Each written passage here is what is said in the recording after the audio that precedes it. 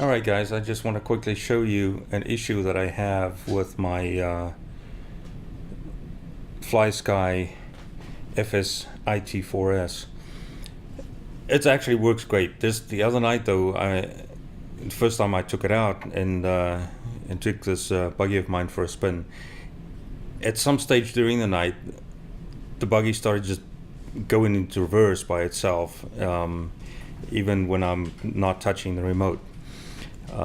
And when I looked at my throttle bar on the main screen here, I could see that it's actually showing some percentage of throttle back there. So I went on that, looked for a couple of things, and found a way to calibrate the sticks. Now, having played with it, it came back again, so it didn't solve the problem. Ultimately, I found another version of firmware, and I just finished upgrading it. I have not a lot of confidence that it's fixed it, but currently it looks like it's okay and the thing is working. So first things first, if you do want to do the calibration of the sticks, it's fairly easy to do. You turn the remote off, so we're got the screen off. Then use TR4, and I know it's difficult to see here, but TR4 is that little one right under by the wheel, above the two directional buttons. You just pull that back and turn the remote on.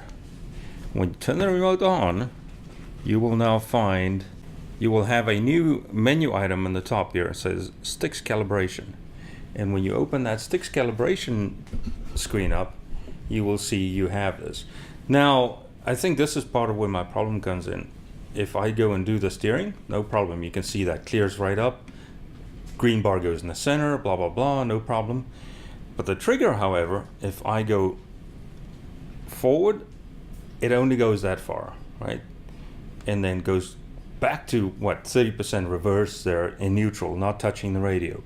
Then if I push the trigger to all the way to reverse, you can see there it goes that far. So that is what that looks like when I do this on the radio and do the sticks calibration. Now, when you finish the calibration and go back to the main screen, at least now after reboot, you'll see that, well, the bar is centered, and actually if I go and turn on the buggy, it'll work right. The thing is, just with old firmware, it didn't seem to stick there, it didn't stay there.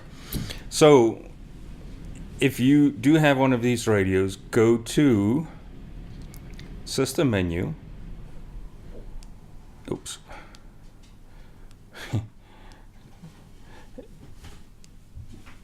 and go all the way to the bottom and do an about. You will see mine now says version 1.09-CN.